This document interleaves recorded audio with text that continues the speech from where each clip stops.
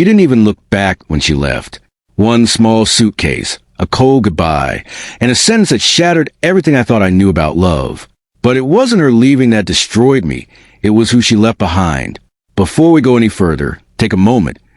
If you believe in kindness, second chances, and the quiet power of love, please like, comment, share, and subscribe to Heartfelt Stories. You never know whose life a single story might touch. Her name was Syra, and for 3 years, she had been my entire world. We weren't perfect, but we were real. At least, that's what I believed. Then one afternoon, without warning, she stood at the door of our tiny apartment, her expression distant, almost unfamiliar. She told me she needed a different life, a better one that didn't involve sacrifices she never signed up for. And then she walked away, leaving behind silence and her younger sister, Hiba. Hiba couldn't speak properly. Her movements were slow and unsteady, her fragile body bound to a wheelchair that creaked with every small motion. She had large, expressive eyes that said everything her lips couldn't. And that day, those eyes were filled with confusion and fear, watching her sister disappear forever. I remember standing there, frozen, my heart torn between anger and disbelief. I wanted to run after Syra, to demand answers, to scream at her for abandoning not just me, but her own sister. But when I turned back and saw Hiba trembling, clutching the armrest of her chair, like it was the only thing keeping her grounded, something inside me shifted. I stayed. The first few months were brutal. I had no idea how to care for someone like Hiba. Feeding her, helping her with daily routines, understanding her needs, it all felt overwhelming. There were nights I sat on the floor, exhausted, questioning why I didn't just walk away like Syra did, why I chose a life I never planned for. But every time I looked at Hiba, I saw something pure, something unbroken. She trusted me, even when I was unsure of myself. Slowly, I learned her world.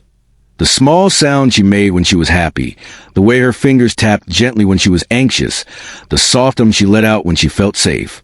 Years passed, and life reshaped itself around us. I took on multiple jobs, sacrificed sleep, and gave up dreams I once held close. But in return, I gained something I never expected, a purpose deeper than love. Hiba became my family, not out of obligation, but out of choice. I started taking her to therapy sessions, where patient specialists worked with her step by step. Progress was slow, painfully slow, but it was there. The first time she managed to say my name, barely audible but clear enough, I broke down in tears. That moment meant more than anything I had ever achieved. We built a life together, one filled with small victories, watching the sunrise from our balcony, sharing quiet meals, celebrating milestones no one else would understand. People often stare when we went out, but I stopped noticing. To me, Hiba wasn't a burden. She was a miracle in progress. 7 years went by like this. 7 years of growth, struggle, and quiet triumphs. And then, one ordinary afternoon, everything changed again. I was standing outside a hospital, adjusting the wheelchair as Hiba sat behind me. Calmer and stronger than she had ever been. Her posture had improved, her eyes held confidence, and her voice, though still soft, had learned to form simple, beautiful words. That's when I saw her. Syra. She stood across the street, dressed in expensive clothes, her hair styled perfectly, her life clearly untouched by the chaos she once left behind. But the moment her eyes landed on me, she froze. Time seemed to stop.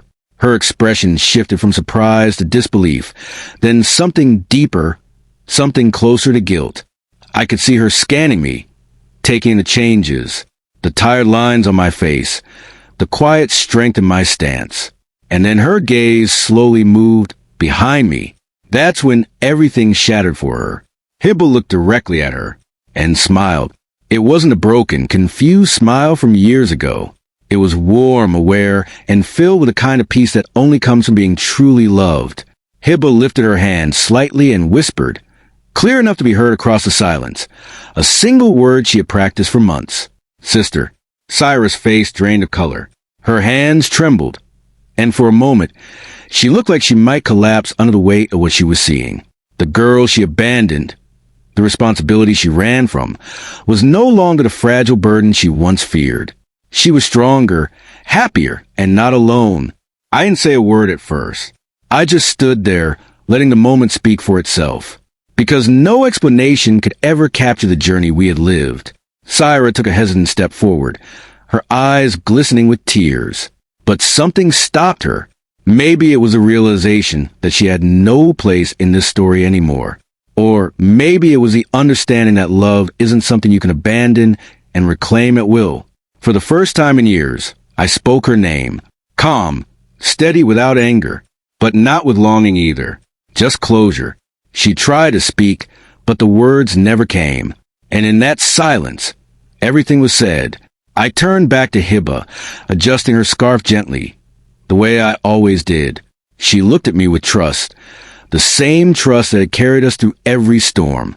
And in that moment, I realized something powerful. Syra didn't leave me with a burden.